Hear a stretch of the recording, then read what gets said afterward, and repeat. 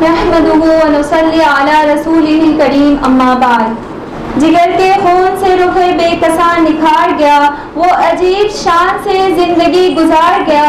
بہت اداس ہے اس شہر کے گلی کوچے، قسم خدا کی وہ مر کے بھی دشمن کو مار گیا. محترم سامعات، میری تقریر کا عنوان ہے اکابر کے کارنامے. میں سب سے پہلے جن اکابر کا نام پیش کرنا چاہتی ہوں وہ ہے سلسلہ مجددین کی پہلی کڑی، حضرت عمر بن عبدالعزیز. حضرت عمر بن عبدالعزیز رحمۃ اللہ علیہ نے اپنی زندگی بہت عیش و عشرت میں گزاری. والد جو تھے وہ مصر کی حکومت کرتے تھے، اس لیے ان کی بچپن کی زندگی بہت ہی خوشگوار گزری. ان کا انتقال 40 سال کی عمر میں ہو گیا. خلافت صرف 2 سال کی، سوا 2 سال کی، سن 99 ہجری سے 101 ہجری میں. یہ مروان بن حکم کے پوتے ہیں اور ان کا سلسلہ یعنی حضرت عمر رضی اللہ عنہ کا خون ان کے اندر پہنچا.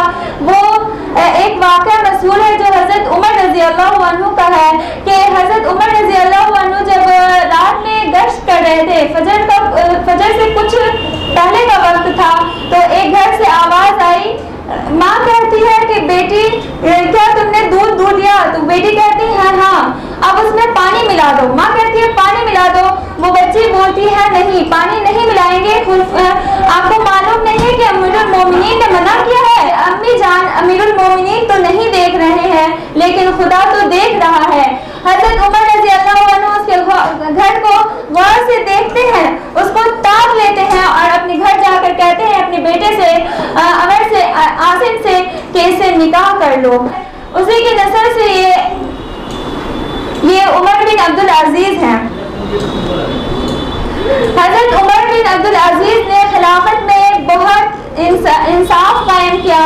ان سے پہلے یعنی نبی کریم صلی اللہ علیہ وسلم کی وفات کو ابھی 95 سال ہی ہوئے ہوں گے. اس وقت نہ کسی عقائد میں کمی آئی تھی اور نہ ہی کسی اعمال میں کمی آئی تھی. کمی آئی تھی تو صرف حکومت میں کمی آئی تھی اور انہوں نے اسی حکومت کی کمی کو ختم کیا اور انصاف کے ساتھ تمام کاموں کو سر انجام دیا. ان کا ایک مشہور واقعہ ہے کہ جب یہ حکومت کا کام کرتے تھے یعنی سرکاری کام کرتے تھے تو جس دیے سے کرتے تھے اور درمیان میں کوئی شخص آ جائے گھر ذاتی بات کرنے کے لیے، گھر کی بات کرنے کے لیے، تو یہ فوراً اس دیے کو بجھا دیتے تھے تاکہ یہ دوسرا کام جو ہو وہ اس دیے سے نہ ہو. یعنی یہ بالکل انصاف پسند انسان تھے. اور ایک مرتبہ کا واقعہ ہے جب یہ اپنے گھر آتے ہیں تو ان کی بیٹیاں تشریف لاتی ہیں ان کے پاس اور اپنے منہ پہ ہاتھ ڈال لیتی ہیں. وہ پوچھتے ہیں کہ بیٹی یہ کیا معاشرہ ہے، تم نے کیوں ہاتھ ڈالا ہے؟ اس نے کہا کہ والد میرے اپنے گھر میں اتنا نہیں ہے کہ ہم کیا کھا سکے، اسی لیے صرف پیاز اور روٹی کھا کر ہم نے آج دن گزاری ہے. تو وہ کہتے ہیں کیا تمہیں پسند ہے کہ تمہارا باپ جہنم میں جلے؟ وہ بیٹیاں تھیں جنہوں نے کہا کہ نہیں مجھے یہ پسند نہیں ہے. اس کے بعد ہم اکابر میں امام ابو حنیفہ رحمۃ اللہ علیہ کا ذکر کرتے ہیں. امام ابو حنیفہ رحمۃ اللہ علیہ نے اپنی زندگی کیسے گزاری؟ امام ابو حنیفہ رحمۃ اللہ علیہ نے تعلیم میں اتنا بڑا مقام کیسے حاصل کیا؟ امام ابو حنیفہ رحمۃ اللہ علیہ اپنے تعلیمی معیار کو اتنا بلند کیسے بنایا؟ آج ہم ان کے مسائل کو اگر ہم کہیں پھنس جائیں تو ان کے مسائل کو آرام سے لے لیتے ہیں. تو ایک مرتبہ کا واقعہ ہے کہ جب وہ مدرسہ میں پڑھ رہے تھے تو ان کے پاس کوئی بھی خط آتا، تقریباً 10 یا 15 سال تک کے خط کو انہوں نے جمع کیا. جب وہ فارغ ہو گئے مدرسہ سے تو وہ اس خط کو نکالے اور کبھی اس کو پڑھ کر روتے، کبھی پڑھ کر ہنستے. تو ان سے کسی نے پوچھا کہ آخر کیا بات ہے کہ کبھی آپ ہنستے ہیں کبھی روتے ہیں؟ انہوں نے کہا کہ میرے گھر میں کبھی کوئی مر جاتا تھا میں اس خط کو پڑھ کے روتا تھا، اور کبھی میرے گھر میں کوئی خوشی ہوتی تھی میں اس میں نہیں گیا، خوشی ہونے کی وجہ سے روتا تھا. اس طرح کے متعدد تقریب میرے گھر میں ہوتے رہے ہیں اور میں اس میں شامل نہیں ہوتا رہا. اس کے بعد میں حدیث کے سب سے بڑے جو کتاب اللہ کے بعد سب سے بڑی دنیا میں کتاب آئی ہے اس کے مصنف امام بخاری رحمۃ اللہ علیہ. امام بخاری رحمۃ اللہ علیہ نے بھی صحیح حدیث بہت مشقت سے جمع کی ہے اور اس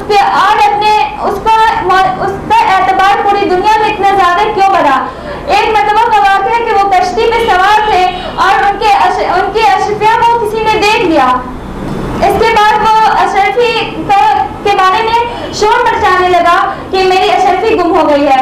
इमाम बुखारी रहमतुल्लाह अलैह ने कहा कि अगर मेरे बैग से यानी मेरे थैले से ये अशरफी मिली तो ये मेरी हदीस से भी बदगुमान हो जाएंगे, मेरे हदीस को भी नहीं मानेंगे। चुनांचे इन्होंने पूरी अशरफियाँ समंदर में डाल दी। जब तलाशी की गई तो कहीं अशरफियाँ नहीं मिली। इसके बाद जब आखिर में वो मुलाजिम इनके पास आया तो उन्होंने कहा कि ये बात तो सही है कि ये अशरफियाँ आपकी थी, लेकिन ये अशरफियाँ गई कहाँ? उस थैले में थी तो गई कहाँ? उन्होंने कहा कि मैंने उसे समंदर में डाल दिया। यानी इन्होंने अपनी अशरफियों को कुछ नहीं समझा अपनी हदीस के मुकाबले में। इसके बाद जो सरजमीन हिंद